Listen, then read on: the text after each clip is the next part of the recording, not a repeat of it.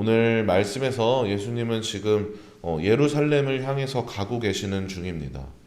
그렇게 예루살렘을 향해 가는 길에 여리고에서 세리장 삭개오를 만나시고, 이게 어제 본문 말씀이었죠. 세리장인 삭개오를 만나시고 삭개오에게 그 죄사함의 은혜, 구원의 은혜를 베푸셨습니다. 그리고 그렇게 이제 삭개오에게 구원을 선포하신 예수님께서 지금 예루살렘을 향해 가고 계시는데, 이렇게 예루살렘을 향해서 가고 계시는 이 길도 이 세상을 죄에서 구원하시고자 십자가에서 달려 죽으심으로 그 은혜를 나타내고자 가시는 길입니다. 삭개오에게 베푸셨던 그 은혜를 삭개오뿐만 아니라 이 세상의 죄를 대신 짊어지셔서 우리의 죄를 사하시려고, 그 구원의 은혜를 베푸시려고 지금 예루살렘을 향해서 그 일을 이루고자 가시는 것이죠. 그리고 이제 예루살렘이 얼마 남지 않았습니다. 그 날이 얼마 남지 않았다는 것이죠. 예수님께서 그 은혜를, 그 영광을, 그 위대한 일을 이루시기까지 얼마 남지 않았습니다. 우리가 말씀을 보다 보면요, 어떤 말씀은 그 의미와 그리고 그 교훈이 감춰져 있는 말씀이 있는 반면에, 어떤 말씀은 그 목적을 드러내고 있는 말씀이 있습니다. 오늘 말씀이 그런 말씀인데요. 예수님께서 이 말씀을 하신 그 목적을, 이유를 드러내고 있는 말씀입니다. 11절에 그 예수님께서 그 이유를 말씀하고 계시는데, 제가 읽어드리겠습니다. 그들이 이 말씀을 듣고 있을 때에 비유를 더하여 말씀하시니, 이는 자기가 예루살렘에 가까이 오셨고 그들은 하나님의 나라가 당장에 나타날 줄로 생각함이더라. 네. 예수님이 오늘의 이 비유의 말씀을 하신 이유가 이것입니다. 이제 예루살렘에 가까워지고 있습니다. 예수님께서는 십자가의 죽음과 그리고 죄의 짐의 고난을 겸허히 받아들이시기 위해서 그래서 그렇게 나아가고 계시는데, 제자들은 그게 아니었던 것이죠. 하나님의 나라가 당장에 나타날 줄로 생각하면서 당장에 세상이 뒤집어지고 뭔가 혁명이 일어날 것처럼 그렇게 들떠 있었던 겁니다. 그들이 생각하는 하나님 나라와 그리고 예수님께서 이루려 하시는 그 하나님의 나라가 서로 달랐던 것이죠. 제자들은 정치적인 그런 하나님의 나라를 생각했지만, 예수님은 그것이 아니라 영적인 세계, 그 영적인 나라를 눈에 보이지도 손에 잡히지도 않지만 분명히 존재하는 그 나라를 이루려 하셨던 겁니다. 그러한 오해를 제자들이 갖고 있는, 따르는 무리들이 갖고 있는 그런 잘못된 생각을 예수님께서는 깨닫게 해주시고자 오늘 이 비유의 말씀을 하신 겁니다.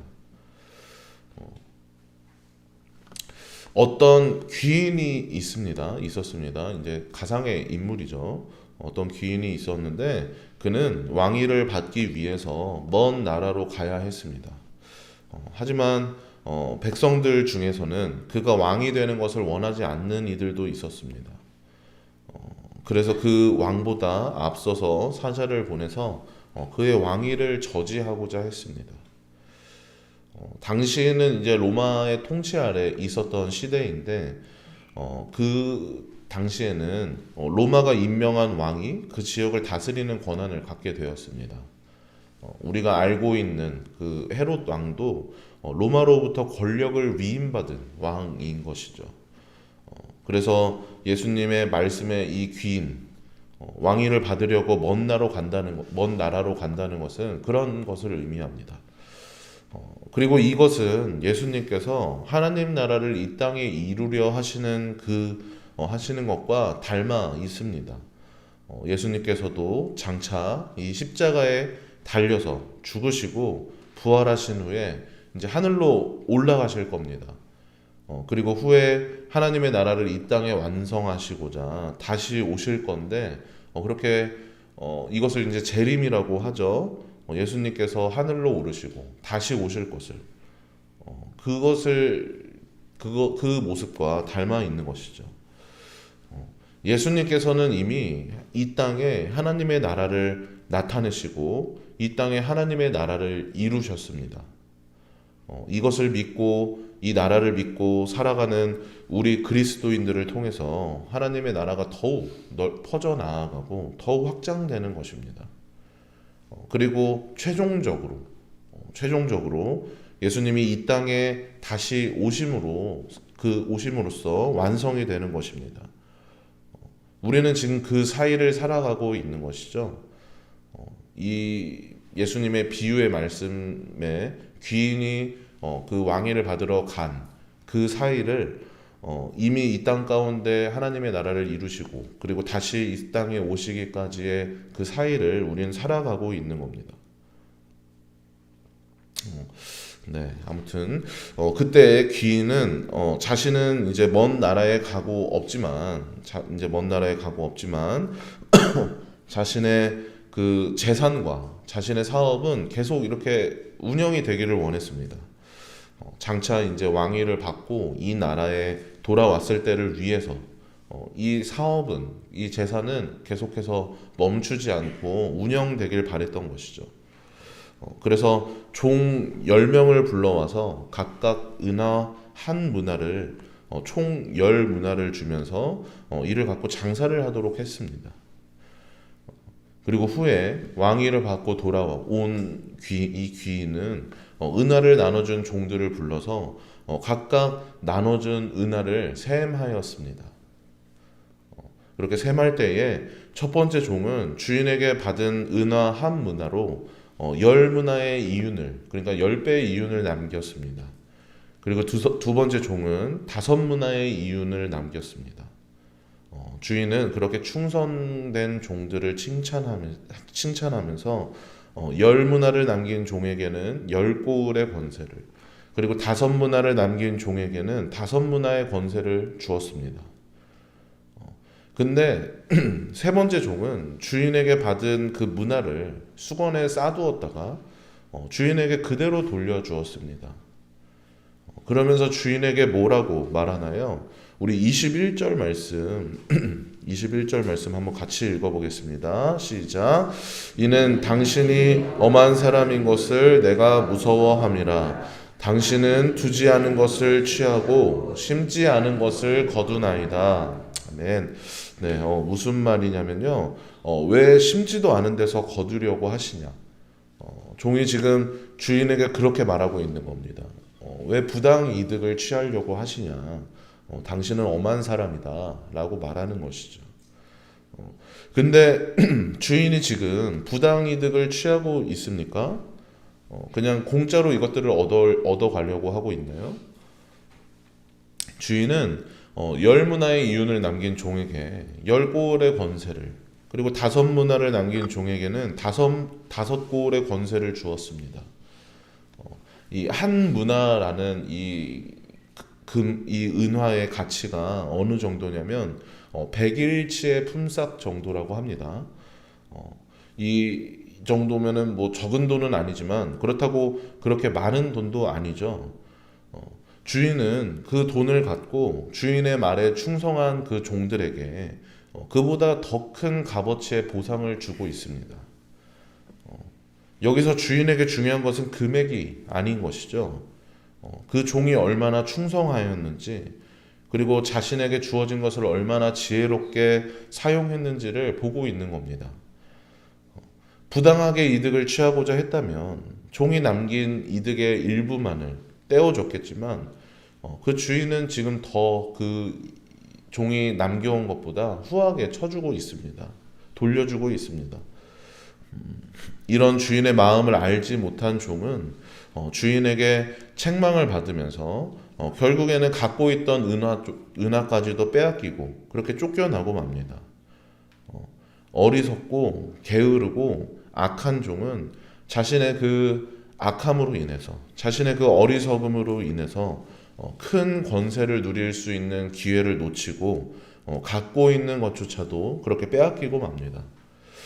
그리고 이어서 왕이 된 주인이 어떻게 하나요? 우리 27절 말씀도 읽어보겠습니다. 27절 시작. 그리고 내가 왕됨을 원하지 아니하던 저 원수들을 이리로 끌어다가 내 앞에서 죽이라 하였느니라. 네, 결국 주인의 말에 충성하지 못한 종은 그 갖고 있는 것까지도 빼앗기고 말고 더불어서 왕을 인정하지 않은 자들은 그 왕을 인정하지 않은 자들은 그 나라를 완성하고자 하는 그 왕에게 죽임을 당하고 맙니다. 제자들이 어떤 나라를 원하든지 예수님께서 이루고자 하시는 그 하나님의 나라, 하나님께서 이 땅 가운데 나타내고자 하시는 그 하나님의 나라를 이 땅 가운데 분명하게 완성하실 겁니다. 그때에 그렇게 완성하실 그때에 이 땅에 다시 오신 예수님께서는 그 나라의 일을 이루어 가야 할 주님의 종들에게서 찾으실 겁니다. 그 주인의 뜻에 얼마나 충성했는지, 그리고 얼마나 지혜로웠는지, 그 사명을 잘 감당했는지 찾으실 겁니다. 그 사명이 무엇입니까? 저희가 읽은 누가복음, 이 누가복음의 저자인 누가가 기록했다고 하는 이 사도행전에서 이 사명에 대해서 얘기하고 있는데요.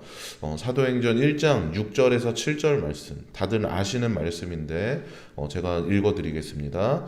이르시되 때와 시기는 아버지께서 자기의 권한에 두셨으니 너희가 알 바 아니요 오직 성령이 너희에게 임하시면 너희가 권능을 받고 예루살렘과 온 유대와 사마리아와 땅끝까지 이르러 내 증인이 되리라 하시니라.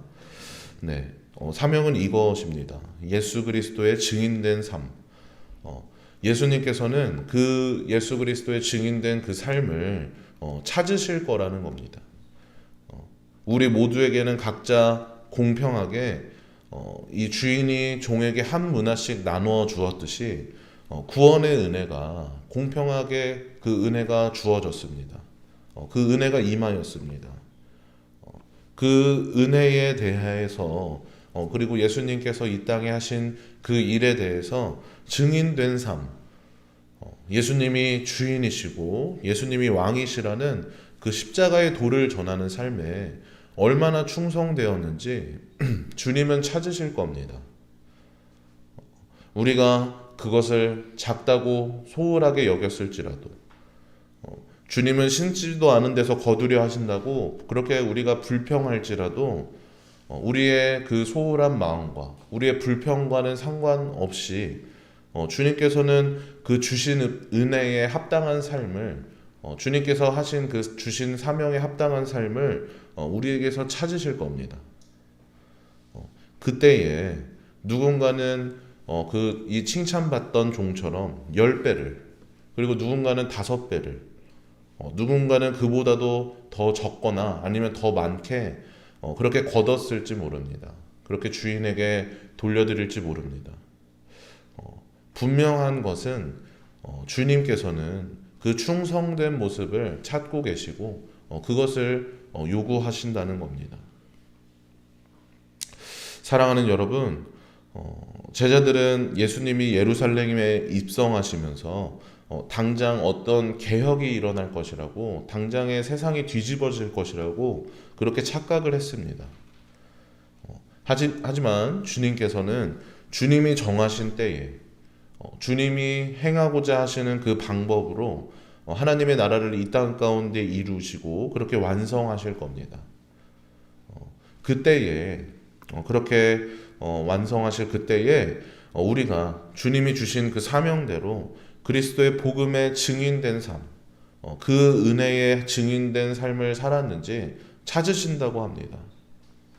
얼마나 충성되었으며 그리고 얼마나 지혜로웠는지 주의 백성들인 우리에게서, 주의 종들인 우리에게서 찾으신다고 합니다. 그때 누군가는 10배로, 누군가는 5배로 그렇게 주님께 올려드리며 칭찬받을지 모릅니다. 바라기는 우리 성도님들이 그렇게 주님께 칭찬받으며 권세를 누리는 여러분들 되시길 바랍니다. 주인에게 책망받으며 그렇게 갖고 있는 것조차도 빼앗기는 그러한 종이 아니라 작은 것에 충성하였다고 칭찬받는 그런 여러분들 되시길 바랍니다. 네, 그렇게 주님 다시 오실 그 날에 이 땅에 그 주의 나라를 이루시는 그 날에 최종적으로 완성하시는 그 날에 그 날을 바라보며 다시 오실 예수님을 바라보며 그 주님을 소망하며 충성된 삶을 살아가는 그런 여러분들 되시길 주님의 이름으로 축복합니다.